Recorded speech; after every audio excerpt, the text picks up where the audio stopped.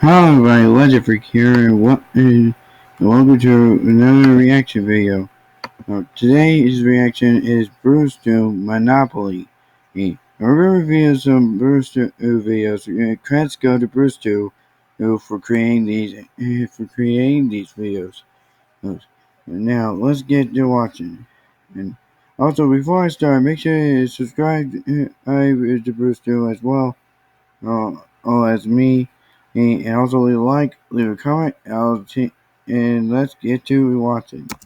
Alright, now when I was a kid, I was pretty good at the game Monopoly. When I say I was pretty good, I mean I was really good. I was like the Stone Cold Steve Austin of Monopoly. Give me a hell yeah! I pretty much whipped my friends' asses on a daily basis. Now, we would normally play over my friend Michael's house, even though his ass never had all the pieces to the game. I only got the wheelbarrow and the iron, so somebody's gonna have to play as a skittle. And of course, since we were at his house, he always had to be the banker. And when you have somebody that blows ass at basic mathematics the way that Michael did, you really don't want him to be banker. The goddamn game takes long enough. Now with every transaction, you gotta wait 15 minutes while Michael's over there with his abacus trying to figure out how much change you get back. Now, my strategy of playing Monopoly has always been the same. You just buy every goddamn thing that you land on. Connecticut Avenue, buy it. Park Place, buy it. Roll your dice and buy whatever you land on. But you're on community chest. I don't give a damn, Michael. I'm buying it. I'm sitting there with my rainbow assortment of properties. Now, if anybody wants to trade, they have to trade with my greedy ass. And I'd always like to trade with Michael because he was super easy to rip off. He didn't know anything about anything. Hey, Michael, I'll trade you this sweet Mediterranean Avenue right here for $800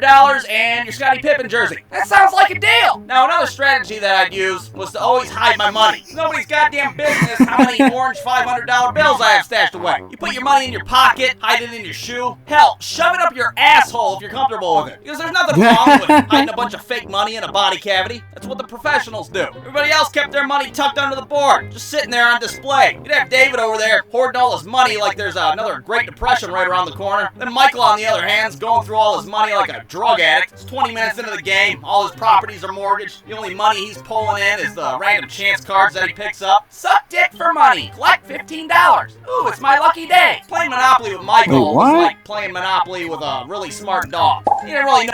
Hold up, I do not think this should be. I think that would be funny, but kind of weird. To be completely honest. What was going on, but he was just happy to be there for the experience. David was my only real competition, but his ass was attention deficit. So it was only a matter of time before he was like, hey, you guys want to ride bikes? Let's ride bikes. I think I'm gonna go ride a bike. Boom, he's gone, just walks away in the middle of the game. Well, I guess it's just me and you, Michael. So I just try to end the game early, pull out my ass money, and I just plopped down as many houses and hotels as I could. Michael's sitting over there with electric company. He's got his thumb up his ass. Can I build a house on electric company? Well, no, Michael, that's stupid as hell. Second off, what are you gonna buy a house with your crumpled up $7 over there? So I'd have half the board covered in hotels, but somehow we'd end up playing for another 2 hours because Michael would dodge every goddamn property of mine. He'd be staring down a whole row of my hotels. Somehow his ass would roll a 13 and go right past them all. Meanwhile, I'm landing on his stupid ass electric company every goddamn turn. $36, cough it up! Michael, I'm gonna key your name into your goddamn stepdad's car. He's hiding out in jail, doing anything he can to stay there as long as possible. He's shanking prison guards and shit. I'm not going back outside! I'm not touching those hotels! Then when his ass finally did go bankrupt, he'd end up going bankrupt on something stupid like luxury tax. Oh my god, Michael, your ass is so sorry the goddamn Monopoly board beat you. Aw man, it was neck and neck. I was about to make a comeback. Michael, your ass was on welfare for 75% of the game. What are you talking about? He'd get all mad, flip the board, and he'd go run downstairs and tell on me. Yeah, that's right, he'd tell on me for beating his ass at Monopoly. That's the kind of kid Michael was. He didn't let me win, and then he said I was on welfare, and then I went bankrupt on luxury tax. Wait, what? You went bankrupt on luxury tax? What kind of loser goes bankrupt on luxury tax? Get your ass in your room, you're grounded for 2 weeks. How goddamn embarrassing. Bankrupt on luxury tax. brewstew.com. Now, this video is clearly an amazing video. Let's watch another one called Blockbuster.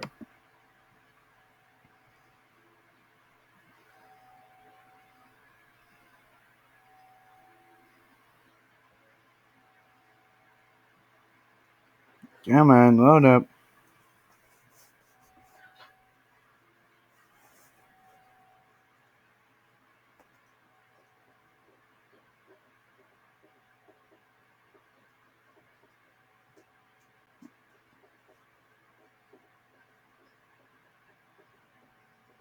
Alright, when I was a kid, Blockbuster was a special place to me. It wasn't just an abandoned building where people shoot smack at like it is today. No, back then it was a haven for all your video game and movie rental needs. Now, my family didn't have a lot of money when I was growing up, so when we went to Blockbuster, it was a huge deal. I'd be like, holy hell, we're going to Blockbuster? What is it, my birthday? Did we put our house up for a second mortgage? What the hell's the occasion, Mom and Dad? It was like a mini vacation for me. I'd like get my picture taken there and make like a photo album. My vacation to Blockbuster. Here's me and the cashier. Here's the parking lot. Here's the syringe I found in the parking lot. Now, my most memorable visit to Blockbuster had to be the time that I got Pokemon Stadium for the Nintendo 64. I remember my friend Michael telling me about this Pokemon Stadium game. Dude, it looks so real! I thought a goddamn Charizard was gonna hop out of the screen and snatch up my little sister! I was like, hell yes, give me some of that shit! Because this was a big deal. It's Pokemon in 3D, for Christ's sake. This was right around the time where kids were selling their bodies on the street for Pokemon cards. So, a few days later, a Christmas miracle happens, and we got to go to Blockbuster. So we pull up, I get out of the car, I'm prancing through the parking lot like a Las Vegas showgirl. And I waltz into the video game section, and of course, every goddamn copy of that Pokemon Stadium's gone. There's like a tumbleweed bouncing across the floor, and I'm like, god damn it, I'm gonna get stuck with Pilot Wing 64 or some shit like I always do. Nobody wants to play Pilot Wings, what the hell is that shit? But on that day, the Lord Almighty decided to throw me a bone. Let the boy have his Pokemon! I check up front to see if, on the off chance, a copy might have been returned and not put on the shelf yet, and lo and behold, there it was. Boom, I got it, score, but we're not out of the woods yet, because now I gotta listen to my dad argue with the cashier about our triple-digit late fees that we've acquired over the years, because my dad never returned anything on time. We'd have movies out for weeks, they'd have like my dad's picture hanging on the wall, you'd have to like sneak in wearing disguises and shit. Yeah, it says you guys had Chitty Chitty Bang Bang for, 36 days. Okay, look, I'll give you $2 to put towards the late fee, alright? That's all I got. Yeah, you're gonna have to do better than that. Oh, for Christ's sake, what do you got in your pockets? I got a Skittle! $2 and a Skittle, how about that? Well, if that's all you guys can pay, you're gonna have to pick something a little shittier to rent, okay? You got Pokemon Stadium here. I mean, that's Pokemon in 3D, for Christ's sake.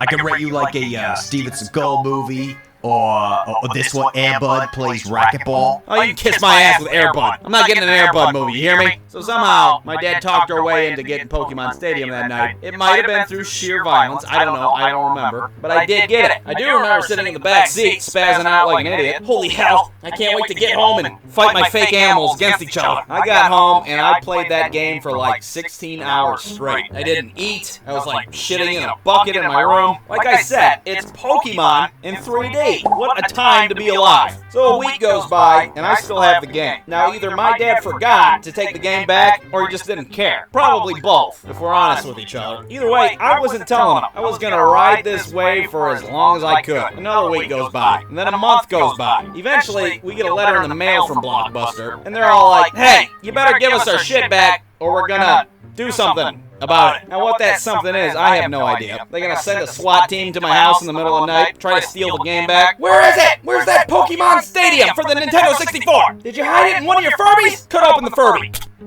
My dad comes in my room like, hey, do you got a game from Blockbuster here? Some, Pokemon Stadium? What is it? Poketron Stadium? What the hell is it called? And I'm like, yeah, Dad, I've had it since like the 4th grade. I don't even know where it's at right now. I think you've been using it as a coaster for your beer the past couple weeks. I didn't really know what we were supposed to do at this point. We've had the game so long. Do we just drop it off in the middle of the night like we're abandoning a baby at a fire station? But to my surprise, my dad's like, oh well, to hell with it. Looks like we're keeping it. I was like, oh, hell yeah! We high-fived, confetti flew from the ceiling. Looks like I got a Pokemon Stadium for practically nothing. Years went by, and I kept that game. And you know what Blockbuster decided to do about it? Nothing. They closed. Netflix assassinated it. I still got that Pokemon Stadium. Now, sure, I guess we practically stole the game if you look at it that way. But I don't care. I'd do it again. And you know why? Because it's Pokemon in 3D, for Christ's sake. How many times do I gotta tell you? brewstew.com. Now this video had some moments, I think it's amazing, and to what he does. I think brewstew is amazing at what he does. Hey everyone, Anywho, everyone, and that's enough for me. Make sure you leave comments. Credits go to Bruce too, and all that. Thank you so much for watching, and I'll see you all next time. Bye, everyone.